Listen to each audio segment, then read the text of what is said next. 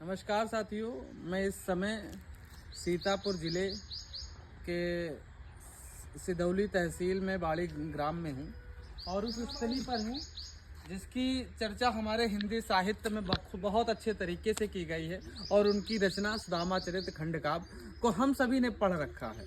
मतलब ऐसा महाकवि जिसकी स्थली की इस समय स्थिति जो देखी जाए, हजारी प्रसाद द्विवेदी जी ने इसको उद्घाटित किया और जितने भी साहित्य इतिहासकार रहे हैं, वह जॉर्ज ग्रियर्सन हो, शिव सेंगर हो, मिश्र बंधु हो, सभी ने बहुत अच्छे तरीके से उल्लेख किया है इसका।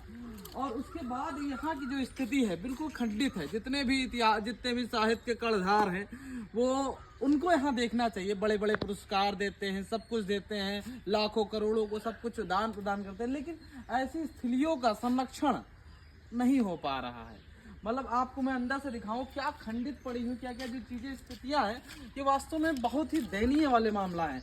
यहाँ पर हम देखेंगे कि चारों तरफ का मतलब इतना बड़ा, मतलब हिंदी साहित्य के एक ऐसे बड़े कवि, आलोचक, इतिहासकार आचार्य हजारी प्रसाद द्विवेदी जी के द्वारा ये स्थापित किया गया है, उद्घाटित किया गया। लेकिन उसके उपरांत भी आप देखेंगे यहाँ पर कोई भी मतलब महाकवि नरोत्तम दास की जो जन्मस्थली है, जिनको एक स्मारक के तौर पर स्थापित किया गया इस प्रांगण को, वहाँ पर की जो स्थिति आप देखेंगे, मैं आपको अंदर दिखाऊंगा।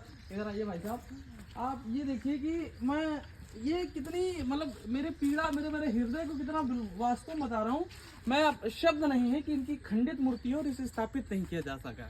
मैं आज अभी इधर से गुजर रहा था तो मैंने पूछा इधर घूमने का कौन सा स्थान है, तो उन्होंने बताया कि महाकवि नरोत्तम दास की यहाँ स्थली है। आप सोचिए क्या स्थितियाँ हैं। हमारे जो साहित्य के लेके बहुत बड़े जितने भी संस्थान हैं, मतलब जितने भी संस्थान हैं, उत्तर प्रदेश के हों या बाहर के हों या केंद्रीय संस्थान हैं, उनको कम से कम नहीं तो ऐसे स्थलियों के बारे में, ऐसे स्थलियों को कम से कम थोड़ा बहुत ऊपर नीचे कर उनका संरक्षण किया जाना चाहिए। मैं आपको दिखा देता हूँ, जरा ये भाई साहब, ये देखिए स्मारक है महाकवि नरोत्तम दास, 17वीं शताब्दी में विक्रम संवत में हिंदी सभा सीतापुर 31/11/53 के अवसर पर आचार्य हजारी प्रसाद द्विवेदी द्वारा उद्घाटित।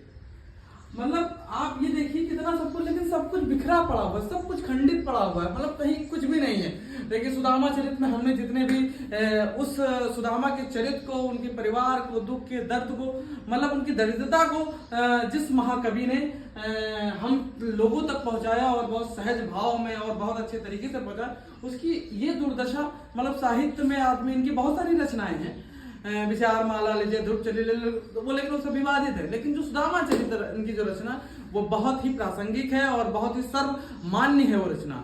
उस रचना के बल पर उन्होंने इतना बड़ा स्थापित करने के बावजूद आप देखेंगे कि मतलब मैं आक्रोशित मन से कह रहा हूँ कि कम से कम तो संस्थानें बंद कर देनी चाहिए। आप यदि संरक्षण नहीं कर पा रहे हैं, यदि आप अपने पूर्वजों का संरक्षण नहीं कर पा रहे, आप पुरस्कार बांटे जा रहे, फलाना बांटे जा रहे, धमाका, लेकिन जो स्थापित है उसका संरक्षण नहीं कर पा रहे, तो बंद कर दीजिए ऐसे संस्थानों को। मतलब मैं क्या ही कहूँ अब, खैर ये सब आप लोगों के विवेक के ऊपर है। आप इसे इतना शेयर कर लीजिए कि कम से कम नहीं तो उनके कानों तक जूं पहुंचे और इसके उद्धार के लिए कुछ वो कार्य करें। बहुत बहुत नमस्कार साथियों, बहुत बहुत धन्यवाद। जय हिंद, जय भारत।